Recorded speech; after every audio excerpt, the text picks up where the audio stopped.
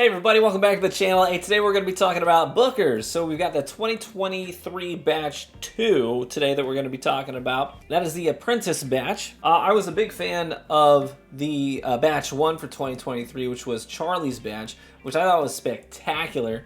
I also really liked Kentucky Tea from last year as well. So I'll probably do a little bit of comparisons there and see which one is your best pick. So I know that you can get Booker's bottles way after release. Like, you can still find Pinky's Batch out there. You can still find Lumberyard Batch out there.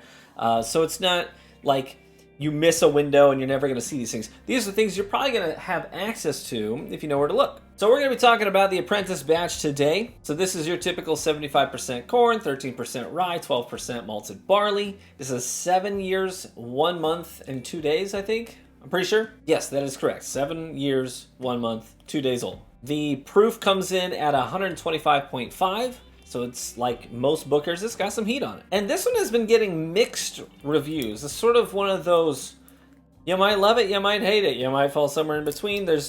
Sometimes there's whiskeys out there that don't have a ton of consensus, you know what I mean? I'm historically a pretty big fan of the Bookers and even the Baker's single barrel series, so we'll see how I feel about this. I apologize if you hear background noise. I've got my window open because it's like a beautiful fall day. I wanted to wear fall clothing, so I wanted it to be nice and kind of cool in my office today. Hope that's all right. All right, here we go. First, let's talk about color. It's actually not as dark as I was expecting it to be. Sometimes Bookers can be kind of dark. Uncut, unfiltered. I'd say it's somewhere in between. It's semi-dark. Nice amber color to it. Little tinge of orange as well. Rolling it around in the glass. It is not the thickest, visibly, Bookers I've ever had, but it is definitely, high proof. So it does cling to the side of the glass. Nice and oily. That's one of the things I like the most about the Bookers batches, is they tend to be really thick and viscous. And I love that whole mouthfeel, that oily coating in your mouth. I'll hold it up and maybe you can see that line across the top end of the glass there where it's clinging and starting to run down there. So it's got some decent viscosity to it. Let's nose it. Ooh. I get like maybe lemon pound cake or even those frosted lemon bars. You know, the lemon bars that have the powdered sugar on top. And some holiday peanut brittle, like toffee and nuts. And it could just be because my window's open, but even some autumn leaves in there. It's got a nice earthy quality to it as well. Sweet buttercream frosting. A real hodgepodge of notes on the nose. Let's go in for a sip on that, yeah? Reminds me of Red Hots and lemon drops. And a tannic, oaky finish for sure. A brighter fruit note on the front end of the palate than I was expecting. It makes me think, in conjunction with the powdered sugar and the cream that we were getting on the nose, I think of strawberries and cream.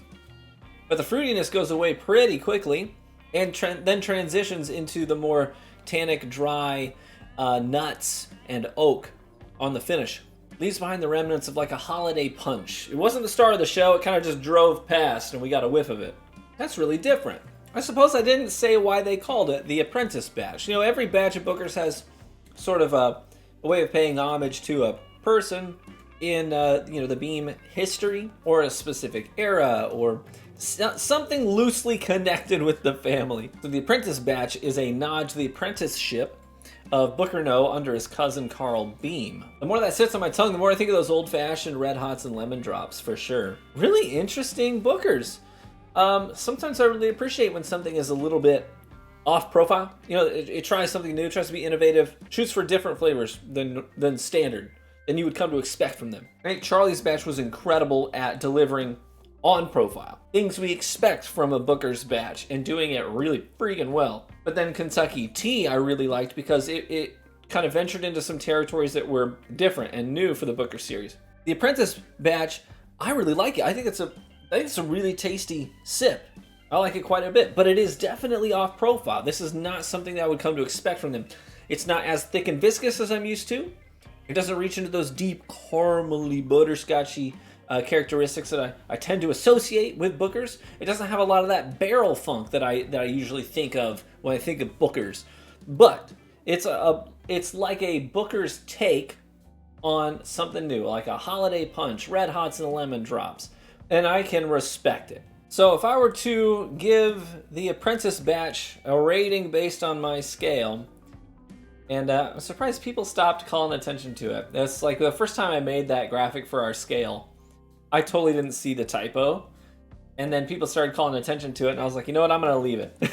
It'd be like, it's our thing, you know, it's our thing. And I've never changed it. Kind of like it there. But anyways, so if we're going to rate the Apprentice Batch for my scale, I think I'm going to come in at a 7.8. Just a little bit under that threshold, pushing into the excellent territory. I think that its uniqueness carries a lot of weight for it. It's intriguing, and that intrigue is worth something in my book. But I almost wish it would even go further with it. Like if you're going to do that full send, you know what I'm saying?